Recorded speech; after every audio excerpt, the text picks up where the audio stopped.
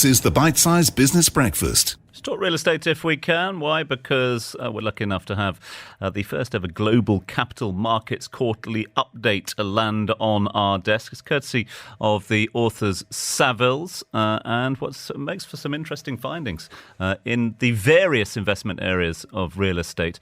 None more so than the global office investment sector, which is coming under some pressure from the macroeconomic environment at the moment. Let's dive into the findings in more detail with the head of capital markets Middle East at Savills, Edward Price, who joins us live on Microsoft Teams this morning. Edward, thanks for your time this morning. Hi, good morning. So a changing environment for all sectors of real estate, none more so than global office. Yeah, indeed. We actually saw quite encouraging numbers at the back end of last year. We saw a record quarter globally for office investment. And that's spilled into the first quarter of this year, where particularly in the UK, for example, the City of London hit its record Q1 figures in terms of office investment. So that clearly paints a positive picture, albeit we're all aware of the changing economic environment that we're entering. And the office sector will undoubtedly be impacted, and investor strategies will have to adjust to reflect that. Let's talk about those strategies if we can. Good to know that there is movement in the market, and there certainly has been at the start of this year. Does that come with a little bit of investor caution? It does. I think at the start of this year, what we really saw was investor appetite on the back of strong occupational demand, and that demand has returned really quite well, having seen some challenges over the COVID pandemic. So we've seen that strong investor demand, that strong occupier demand, is leading to good investor demand. So that's where that activity came from, and what this is on the back of is a huge amount of money allocated towards commercial real estate. So in the US alone, at the end of last year, there were $290 billion worth of dry powder sitting with US private equity allocated towards commercial real estate. So you'll see that there's a huge amount of money looking for assets in the market and a shortage of supply of these assets. However, one of the things that we are seeing changing on the back of this economic environment is clearly the inflationary story and what the impact that is then having on interest rates. And one of the challenges that leads to is that you effectively have a reduction in the net or post-debt returns that are achievable from these assets. So investors are having to either change strategy in order to achieve the same higher returns, or accept a lower return to participate in the market, because we're not seeing pricing adjust to reflect the interest rate shift at present.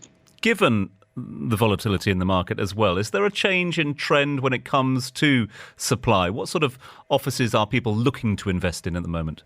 Yeah, you're absolutely right. And again, I go back to the occupational story, because that's what really leads the demand for investors. And what we are seeing from the occupational side is that this hybrid working model is clearly something that is here to stay, and it is having varying impacts on different markets. But what we are seeing now perhaps is that we've come full circle to a degree, and that occupiers are now wanting to entice their employees back to the office. And a way of doing that is to give them an environment that is an attractive and collaborative working environment. And that often means being in the best quality assets. So we are seeing that investors and occupiers now are really focusing on the quality of the real estate that they are either occupying or investing in.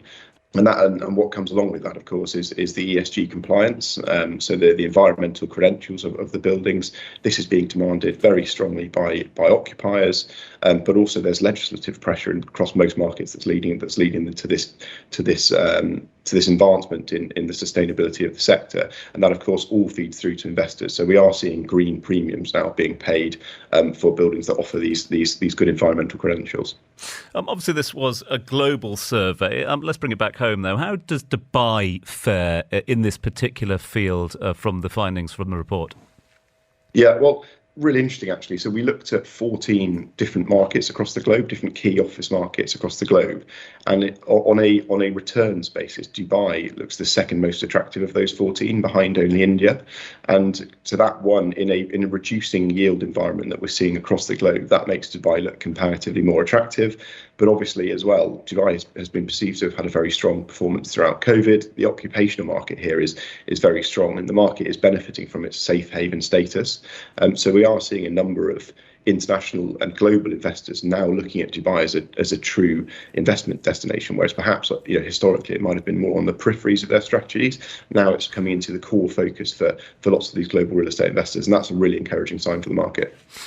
Good to see that there has been a strong start to the year. We're halfway through the year at the moment. However, as you've just alluded to there, Ed, I mean, there is increased uncertainty around at the moment. Will the momentum carry through to the end of the year? Look, I think it is that there is a chance that this momentum might be muted slightly. I think the reality is that investors are having to adjust their yield returns. A good example of this might be a typical investor from this part of the world might look to invest in a UK regional office. That office might trade at something like a 6%, and the post-leverage yield about a year ago might have been 8%. That yield is now 6.5% to 7%. So you can see that there's been a material shift in the yield that are achievable from these assets. So investors are either going to have to adjust their yield criteria to match this changing environment, or look at assets that have more of a value add angle to hit those returns. So those are the two things we're likely to see. But given the fact that we are entering into a more turbulent, perhaps, economic environment, what we expect to see is a flight to safety and a flight to core from investors who perhaps will go from benefiting from such attractive finance as they have done in recent years to actually investing in real estate for the core fundamental reasons that you do invest in real estate. So that might be location,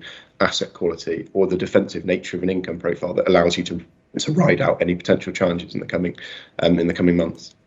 Really appreciate the time this morning, Edward. Thank you very much indeed for joining us. Edward Price is the head of capital markets Middle East for Savills, who have just released their first ever global capital markets quarterly update. Do get yourself online to check out the findings on that one. Our thanks to Ed for joining us live on the line early doors this morning. You've been listening to a Dubai Eye 103.8 podcast. To enjoy lots more from Dubai Eye in the United Arab Emirates, just go to DubaiEye1038.com or find them wherever you normally get your podcasts.